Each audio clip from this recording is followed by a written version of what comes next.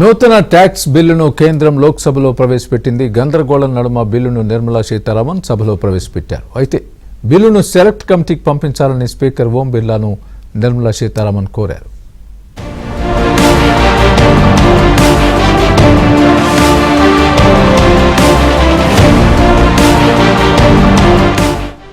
నూతన ఆదాయ పన్ను బిల్లు 2025ను కేంద్ర ఆర్థిక మంత్రి నిర్మలా సీతారామన్ లోక్సభలో ప్రవేశపెట్టారు.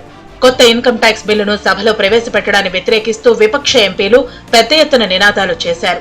వారు నినాదాలు చేస్తుండగానే బిల్లును ప్రవేశపెట్టే తీర్మానానికి లోక్సభలోని మెజార్టీ సభ్యుల నుంచి స్పీకర్ ఆమోదాన్ని పొందారు. అనంతరం విపక్ష సభ్యులు ప్రభుత్వానికి వ్యతిరేకంగా నినాదాలు చేస్తూ లోక్సభ నుంచి వాకౌట్ చేశారు. ఈ గందరగోళ నడుమ లోక్సభ సమావేశాలను మార్చి 10వ తేదీకి వాయిదా వేస్తున్నట్లు స్పీకర్ ఓం బిర్లా ప్రకటించారు. प्रश्न ये है कि विधेयक को पुनर्स्थापित करने की अनुमति प्रदान की जाए. जो सदस्य इसके पक्ष में हाँ कहें, जो सदस्य विरोध में ना कहें.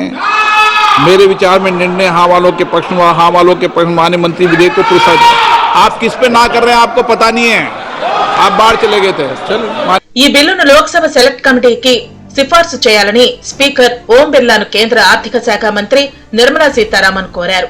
లోక్సభ సెలెక్ట్ కమిటీ కోసం కేంద్ర ప్రభుత్వం ప్రతిపాదించిన సభ్యుల వివరాలు, దాని పనితీరుకు సంబంధించిన మార్గదర్శకాలను పరిశీలించాలని స్పీకర్కు విజ్ఞప్తి చేశారు.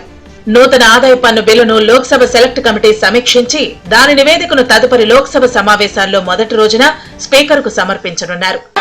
I want to say, sir, that I'm moving a motion. With your permission, sir, I rise to move that the House agrees to authorize Honorable Speaker yourself, sir, to constitute a select committee of this House on the Income Tax Bill 2025. The terms and conditions regarding the committee will also be decided by the Honorable Speaker. The committee shall make a report by the first day of the next session. I move this motion.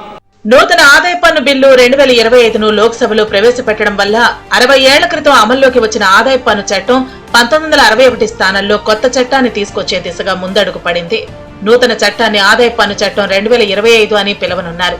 దీన్ని 2026 April నుంచి అమల్లోకి తెచ్చే అవకాశం ఉంది. పన్ను చట్టాలను ప్రతి ఒక్కరూ సులభంగా చదివి అర్థం చేసుకునేలా సరళమైన భాషలో నూతన ఆదాయ పన్ను బిల్లుకు రూపకల్పన చేశారు. ప్రస్తుత ఆదాయ పన్ను చట్టంలో ఉన్న అసెస్మెంట్ ఇయర్, ప్రీవియస్ ఇయర్ లాంటి పదాలను తొలగించి వాటి స్థానంలో ట్యాక్స్ ఇయర్ అనే పదాన్ని చేర్చారు. 1961 ఐటీ చట్టంలో 298 సెక్షన్లు, 23 చాప్టర్లు, 14 షెడ్యూళ్లు ఉండగా కొత్త చట్టంలో 536 సెక్షన్లు, 23 చాప్టర్లు, 16 షెడ్యూళ్లు ఉన్నాయి. మొత్తం 622 పేజీలతో కొత్త చట్టాన్ని రూపొందించారు. చట్టం నోటిఫై చేయబడిన తర్వాత నియమ నిబంధనలు అమల్లోకి వస్తాయి. ప్రస్తుత చట్టంలో చాలాసార్లు కనిపించే నాట్ విత్ స్టాండింగ్ పదం స్థానంలో ఇర్రెస్పెక్టివ్ పదాన్ని చేర్చారు. పన్ను చెల్లింపుదారుల హక్కులు, బాధ్యతలు వివరించే చార్టర్ను బిల్లులో చేర్చారు. సాధారణ పన్ను చెల్లింపుదారులు చదవటానికి వీలుగా టేబుల్స్, ఫార్ములాలు పొందుపరిచారు. అనేక మార్పులు చేర్పుల తర్వాత లోక్సభ ముందుకు ఆదాయ పన్ను బిల్లును కేంద్ర మంత్రి నిర్మలా సీతారామన్ సభ ముందుకు తీసుకొచ్చారు.